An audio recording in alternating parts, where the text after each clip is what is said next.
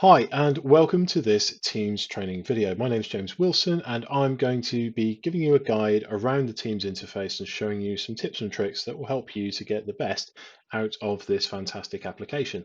So I'm going to be using a fictitious account for the purpose of this demo. You can see I am logged in here as Megan, and that actually takes me to my first point.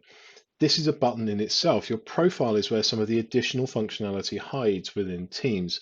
You can use your profile button to change a few things. If you have just a couple of letters representing your name, this is where you can change it to something that's a bit more you. Now, you can also change your status, and there are some other things in here as well. A status message allows you to share with your colleagues what you're up to and what your day looks like. It's a bit like an out of office reply, but for Teams. Also in this menu are the ability to get back to saved messages, and I'll come back to that in just a moment. Before I do, I want to show you this button, the settings button, and it's here that you find some of the really important functionality. As you'd expect, you can absolutely change your color scheme and things like that as well. There are some simple setting options here, your privacy preferences, things like that.